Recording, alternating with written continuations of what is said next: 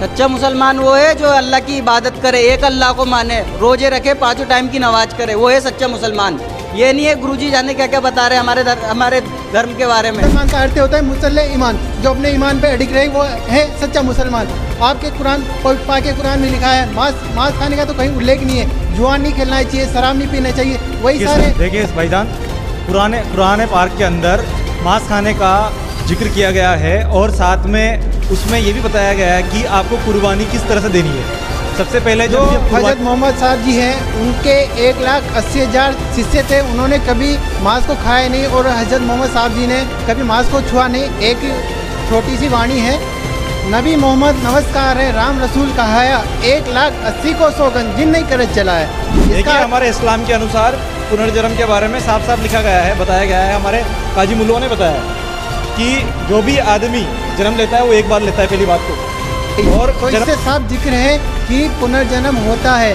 मैं आप इसका एक जिक्र सूरह अल-अंबिया में भी है, उसमें लिखा अल-खिज्र हमारे ऐसे नबी हैं जो आज भी धरती पे मौजूद हैं और जहाँ भी जाते हैं वहाँ हरियाली छा जाती है। अल-खिज्र जी हमको हमारे हजरत मूसा जी को भी मिले थे।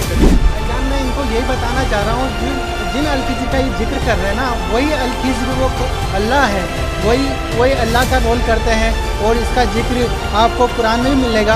कुरान देखिए हमारे मौलवी साहब ने अल्लाह के बारे में केवल इतना ही बताया है कि वो बेचून है। नमस्कार दोस्तों, क्या हुआ जब संत रामपाल जी महाराज के चल रहे सत्संग के बीच में कुछ मुस्लिम मजहब के लोग आकर संत रामपाल जी द्वारा मुस्लिम मजहब पर बताए गए ज्ञान पर सवाल उठाने लगे। उन सभी के सवाल काफी लाजमी भी थे। उन सभी का कहना था कि संत रामपाल जी महाराज अल्लाह की इबादत करने से रोकते हैं, और तो और उन्होंने यह भी कह दिया कि मांस खाने का जिक्र हमारे पवित्र कुरान शरीफ में भी है, फिर संत रामपाल जी महाराज इसे हराम क्यों कहते हैं। दोस्तों फिर क्या हुआ, आखिर क्या जवाब दिया संत रामपाल जी महाराज के शिष्यों ने, आइए देखते हैं इस वीडियो में। अभी आप बोल रहे थे कि यहाँ पर मुसलमान धर्म के बारे में गलत प्रचार किया जा रहा है।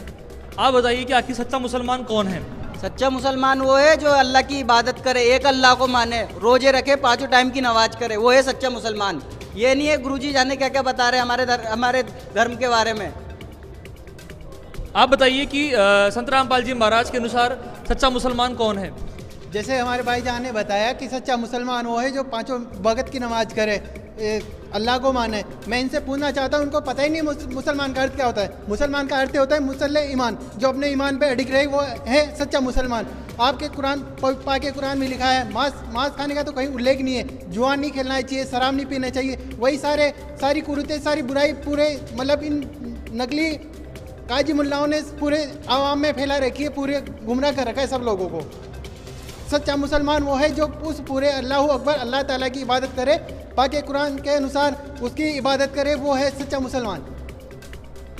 यहाँ पर बता रहे हैं कि संत रामपाल जी महाराज के अनुयायी जो हैं कि सच्चा मुसलमान वो है जो अल्लाह की इबादत करे। आपके अनुसार बताइए, अल्लाह साकार है कि निराकार है। जिसको किसी ने नहीं देखा, आज तक किसी ने नहीं देखा, उसकी इबादत हम ऐसे ही करते हैं। आप बताइए, आपके संत रामपाल जी महाराज के अनुसार अल्लाह साकार है कि निराकार है। भाईजान हमारे जो बाखबर संत रामपाल जी महाराज जी ने बताया कि सूरत फुरकान 25 आयत नंबर 52 से 59 में लिखा है कि वो अल्लाह ताला है जिसने 6 दिन में सृष्टि रची और 7वें दिन तख्त पे जा विराजा। इसका उसमें प्रमाण भी लिखा है, उसमें जिक्र है फला तुतिल काफिरन बिही जिहादन कबीरन। इसका अर्थ है कि वो अल्लाह ताला साकार है जिसने 6 दिन में सृष्टि रची और 7वें दिन तख्त पे जाके विराजा। तो मैं भाईजान से बोलना चाहता हूँ कि आप भी पढ़े लिखे हो, समझदार हो, तो जो तख्त पे कौन बैठ सकता है, सशरीर बैठ सकता है। इसके अलावा जो जिसका शरीर है, बॉडी है, जो बॉडीलेस, कोई तख्त पे किसी कुर्सी पे बैठ के दिखा दो आप। अगर आप आज देश का प्रधानमंत्री अपन बोले कि वो तो निराकार है, बेचून है, तो वो तो तख्त पे बैठा है ना, सिंहासन पे, वहाँ देश पे राज कर रहा है। इसका एक जिक्र और इसमें है पाके कुरान में कि उसकी अब पाके कुरान जो अपने हैं उसके अनुसार बाखबर संत की उसमें जाके उसकी इबादत करके, उस अल्लाह ताला की इबादत करके अपन उस अल्लाह ताला को प्राप्त कर सकते हैं जो अपने पाके कुरान में उसकी इबादत बताई गई है। जिसका पाके कुरान में 3 वर्ड भी सांकेतिक वर्ड बता रखे, ऐन सीन काफ। उनका अर्थ आज दिन तक किसी काजी मुल्लाओं ने नहीं बताया। क्यों नहीं बताया? क्योंकि उनका ज्ञान ही नहीं है। वो बोलते हैं हमारा पाके कुरान, हमारा पाके कुरान। आप पाके कुरान की बात करते हो, पाके कुरान के लिए बोलते हो हमारा वहाँ से उतरा हुआ, भिस्त से उतरा हुआ वो है वो। उसके अलावा हम एक वर्ड को भी ये नहीं कर सकते। जब आप उनको नहीं कर सकते तो आप उनको देखो ना, काजी मुल्लाओं ने तो उनको देखा भी नहीं, आम आवाम को गुमराह करके अपने उस नरक में धकेलने की राह पे चला रहे हैं, पाप की कमाई कर रहे हैं, सारी बुराइयाँ। इतना पवित्र धर्म जो अन्वय नबी मोहम्मद साहब ने इतना पाक ये चलाया था, उसको वो उसकी नरक की राह पे ले जा रहे हैं। यहाँ पर आपने सुना संत रामपाल जी महाराज के अनुसार अल्लाह साकार है कि निराकार है। अब मैं आपसे जानना चाहता हूँ, अभी आप खूब नारे लगा रहे थे, आप बताइए कि कुरान शरीफ में मांस खाने के बारे में क्या बताया गया है? देखिए भाईजान, कुरान पाक के अंदर मांस खाने का जिक्र किया गया है और साथ में उसमें ये भी बताया गया है कि आपको कुर्बानी किस तरह से देनी है। सबसे पहले जब भी आप कुर्बानी देनी है तो ऐसे जानवर की देनी है जो जिनके पास खुर है, खुर वाले जो जानवर होते हैं उनकी कुर्बानी देनी होती है। और साथ में आप जब कुर्बानी करते हैं तो हम कुर्बानी करते समय हम कलमा पढ़ते हैं। अब कलमा पढ़ने से क्या होता है, जो जिसकी हम कुर्बानी कर रहे हैं उसकी जो रूह है वो कहाँ जाती है? जन्नत में जाती है, बिष्ट में जाती है। तो समझिए हम क्या करते हैं, हमको कलमा पढ़कर उसकी कुर्बानी करते हैं, ठीक है, वो तो उसकी रूह कहाँ जाएगी? बिष्ट में जाएगी। अब जो उसका जो मांस है वो प्रसाद के रूप में हम क्या करते हैं, लोगों में बांटते हैं। तो ऐसा जिक्र हमारे कुरान शरीफ में क्या किया गया है, तो इसमें गलत क्या है? जो हजरत मोहम्मद साहब जी हैं उनके 1,80,000 शिष्य थे, उन्होंने कभी मांस को खाया नहीं और हजरत मोहम्मद साहब जी ने कभी मांस को छुआ नहीं। एक छोटी सी वाणी है, नबी मोहम्मद नमस्कार है, राम रसूल कहाया, 1,80,000 को सौगन जिन नहीं करत चला है। इसका अर्थ ये है कि उन्होंने मोहम्मद साहब जी ने कभी छुआ तक नहीं मांस को, उन्होंने कभी खाया तक नहीं। इसके आगे एक वाणी और है, अरस कुरस पर अलग तकत है, खालिक बिन नहीं खाली, वे पैगंबर पाक पुरुष थे साहिब के अब्दाली। इसका अर्थ बताया कि अल्लाह ताला के पाक पैगंबर थे। उन्होंने कभी जिन्होंने इतने पाक धर्म की शुरुआत की, इतने पाक धर्म के लोगों को आवाम बनाया, तो मतलब उन्होंने कभी इस मांस खाने का तो आदेश ही नहीं दिया। जब उन्होंने आदेश ही नहीं दिया तो हम कैसे उनके अल्लाह ताला के आदेश की अवहेलना करके हम अल्लाह ताला के दोषी बनेंगे मांस खा के? अभी आप यहाँ पर बहुत ज़्यादा परेशान नज़र आ रहे थे, अब आपको और क्या क्या आपत्ति है यहाँ पर संत रामपाल जी महाराज के बारे में? इनसे तो आपत्ति है। इनका एक अनुयायी अल कबीर चैनल नाम का इनका यूट्यूब चैनल है, उसमें इन्होंने एक वीडियो डाल रखा है पुनर्जन्म के बारे में। उसमें पता नहीं अनाप शनाप क्या जाने क्या बोल रहे थे। आपको क्या मानना है पुनर्जन्म के बारे में? देखिए, हमारे इस्लाम के अनुसार पुनर्जन्म के बारे में साफ साफ लिखा गया है, बताया गया है, हमारे काजी मुल्लों ने बताया है कि जो भी आदमी जन्म लेता है वो एक बार लेता है, पहली बात तो। और जन्म लेने के बाद उसकी मृत्यु के बाद, मतलब उस मृत्यु के बाद उसको कहाँ दफना दिया जाता है। अब दफनाने के बाद उसकी जो रूह होती है, उसकी जो रूह रहती है उसकी वो कब्र में ही रहती है। कब तक रहेगी? जब तक कि क़यामत ना आ जाए। और जिस दिन क़यामत होगी उस दिन उन सभी रूह का, जितने भी जो इंसान ने जन्म लिया था एक बार और जो रूह में तब्दील हो चुके हैं कब्र के अंदर, उन सब का क्या होगा? हिसाब होता है। कब? जब जिस दिन क़यामत आएगी, और उसी दिन उनके अच्छे और बुरे कर्मों का लेखा जोखा होगा, और उसी के अनुसार उनको क्या मिलेगा? जन्नत मिलेगी या फिर दोजख मिलेगी। तो ये हमारा कंसेप्ट है, बिल्कुल साफ साफ जो हमको बताया गया है। और पर पता नहीं इनके यूट्यूब चैनल पे हमने देखा, पता नहीं क्या लिखा रखा। भाईजान, आप जो बोल रहे हो ये बिल्कुल गलत धारणा है, इसका तो कोई जिक्र ही नहीं है। जैसे आप बोल रहे हो, सभी जगह प्रमाण है कि जैसे मृत्यु होती है, मृत्यु के बाद उसकी रूह ऊपर जाती है, वहाँ पे जाने के बाद उसके अच्छे और बुरे कर्मों का लेखा जोखा होता है। अगर उसके अच्छे कर्म है तो उससे बिस्त मिलेगी, और उसने पाप कर्म किए हैं तो उसे दोजख मिलेगा। तो उसका आप देख सकते हो, जब हज़रत मोहम्मद जी मेराज की यात्रा पे गए थे, बुराक नाम का एक खच्चर था, जब वो मेराज की यात्रा पे गए 7वें आसमान पे, तो उन्होंने वहाँ पे देखा, वहाँ सारे नबियों की जमात थी। हज़रत इब्राहिम, हज़रत मूसा जी, हज़रत आदम जी, सारी नबियों की जमात थी। जब मोहम्मद जी ने देखा कि आदम जी जब एक साइड देखते थे, दोजख की तरफ देखते थे तो वो रोते थे, और बिस्त की तरफ देखते थे तो वो हंसते थे।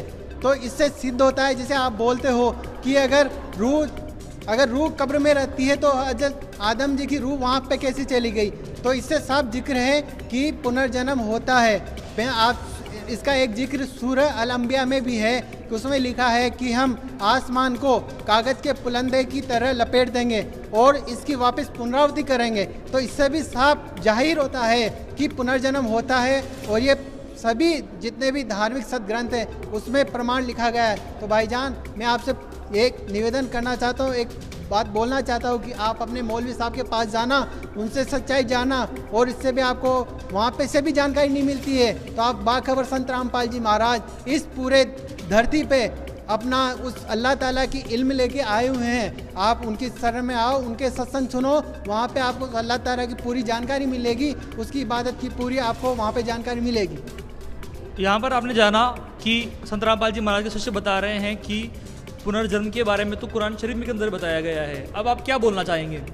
जैसा कि भाईजान ने जो प्रमाण दिए, इसके बारे में हम जरूर हमारे मौलवी साहब जी से जरूर चर्चा करेंगे और इस पूरी बात के बारे में पूरी तहकीकात तक हम अच्छी तरह करेंगे। एक बार एक सवाल और है जिसके बारे में हमारे दर्शक भी जानना चाहते थे आपसे, वो ये कि आपके अनुसार अल खिज्र कौन है? अल खिज्र हमारे ऐसे नबी हैं जो आज भी धरती पे मौजूद हैं और जहाँ भी जाते हैं वहाँ हरियाली छा जाती है। अल खिज्र जी हमको हमारे हजरत मूसा जी को भी मिले थे। संत रामपाल जी महाराज आपको अल खिज्र के बारे में क्या ज्ञान देते हैं? भाईजान मैं इनको यही बताना चाह रहा हूँ, जिन अल खिज्र का ये जिक्र कर रहे हैं ना, वही अल खिज्र वो अल्लाह है, वही अल्लाह का रोल करते हैं। और इसका जिक्र आपको कुरान में भी मिलेगा। उसमें कुरान ज्ञान बोलने वाला कहता है कि हे पैगंबर, तू उस जिंदे की बात पे विश्वास रख, तो इन काफिरों का कहा मत मानना। तो वो जो अल खिज्र है वही आज धरती पे मौजूद है। वही उस अल खिज्र नहीं, हज़रत मोहम्मद जी को उस अल्लाह ताला की इबादत बताई और उनकी भक्ति करने के जो गुप्त सांकेतिक कोड वर्ड है, जिनका पवित्र पाके कुरान में एनसिन काप के नाम से जिक्र है, उनको भक्ति साधना बताई और उस अल्लाह ताला की इबादत बताने वाले वो अल खिज्री थे। और आपको संत रामपाल जी महाराज के बारे में क्या क्या आपत्तियाँ हैं?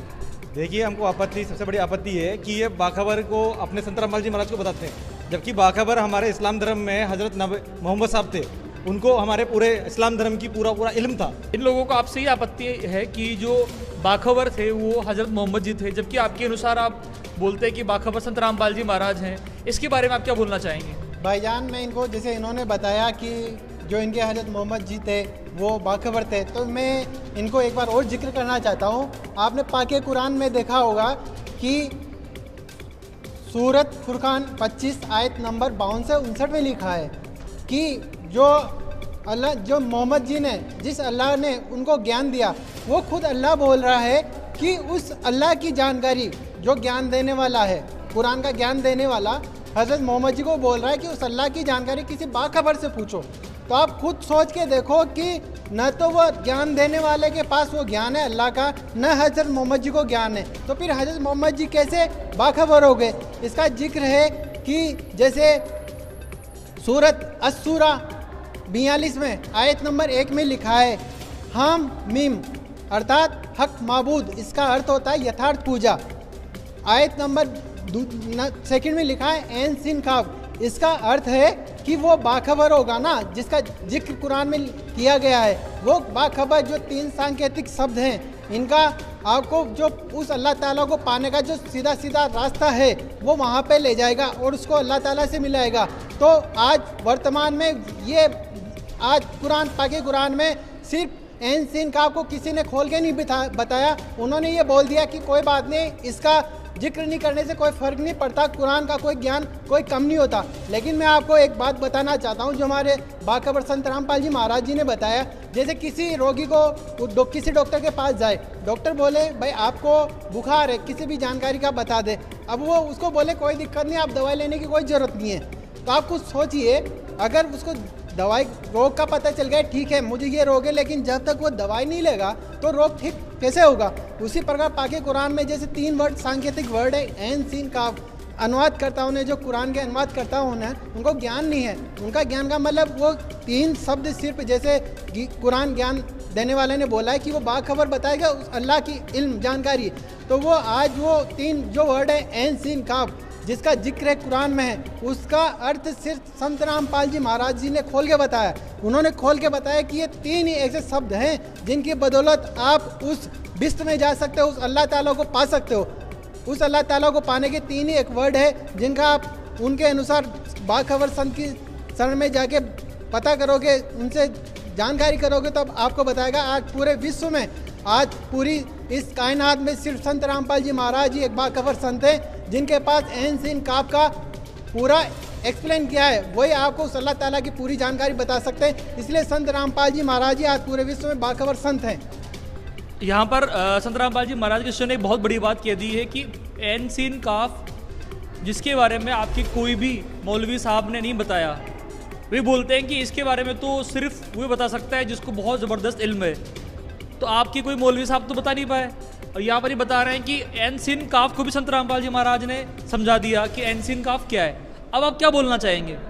जैसा कि भाईजान बता रहे हैं कि एन सीन काफ का इसमें जिक्र किया गया है, तो इसके बारे में हम जरूर जानकारी लेंगे। एक बार मौलवी साहब से बात करके इस बारे में जिक्र जरूर करेंगे और इसकी भी हम एक बार तहकीकात जरूर करेंगे। आपके अनुसार अल्लाह कौन है? देखिए, हमारे मौलवी साहब ने अल्लाह के बारे में केवल इतना ही बताया है कि वो बेचून है, और इससे ज़्यादा हमको इसकी जानकारी नहीं है। आखिर संत रामपाल जी महाराज ने आपको अल्लाह के बारे में क्या बताया है? कौन है आखिर वो अल्लाह?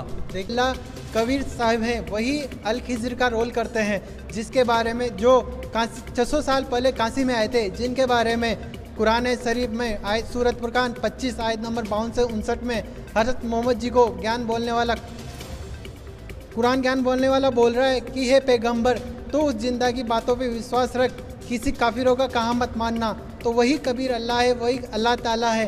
मैं अंत में यही आपको ये बात बताना चाहता हूँ कि उस अल्लाह ताला की इबादत करने से ही आपको जीवन में सारी खुशियाँ मिलेगी, जितने भी आपकी कोई परेशानी होती है वो दूर होगी। और इसकी अधिक जानकारी के लिए आप हमारे यूट्यूब चैनल अल कबीर इस्लामिक चैनल है, उस पर भी सत्संग आते हैं, उस पर देख सकते हो। संत साधना टीवी पे शाम को 7:30 से 8:30 संत रामपाल जी महाराज जी के सत्संग आते हैं, और वही इस पूरे विश्व में इस समय बाखबर है, बाखबर संत हैं, जिन्होंने सभी सदग्रंथों से मिलान करके उस अल्लाह ताला की इबादत बताई है, जिसकी इबादत करने से हमको वो अल्लाह ताला मिलेगा।